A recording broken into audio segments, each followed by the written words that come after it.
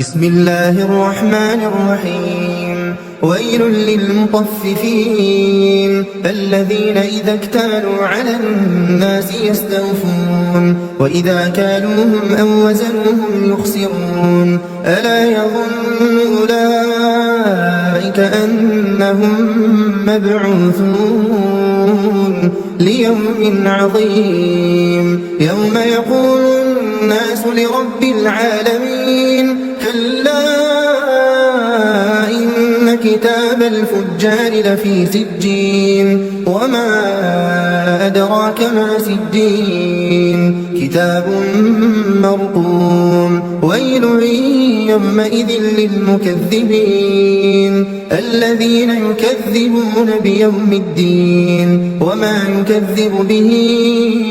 إلا كل معتد أثيم إذا تتلى عليه آياتنا قال أساطير الأولين كلا بران على قلوبهم ما كانوا يكسبون كلا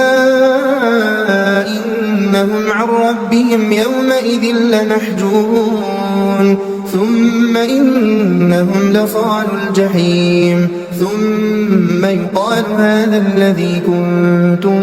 به تكذبون كلا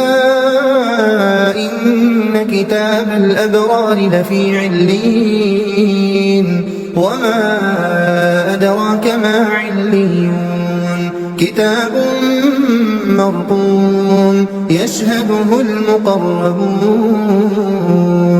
إن الأبرار لفي نعيم على الأرائك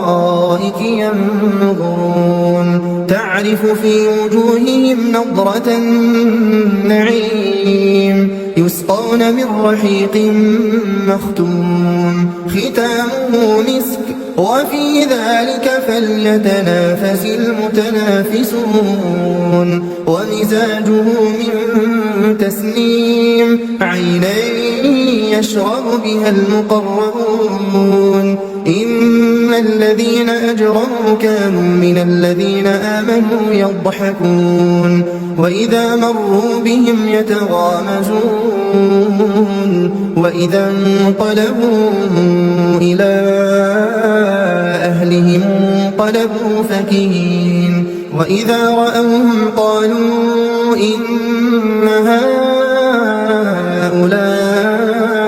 لضالون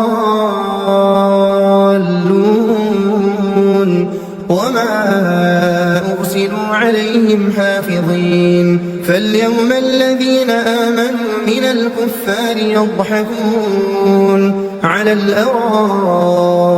ينظرون هل ثوب الكفار ما كانوا يفعلون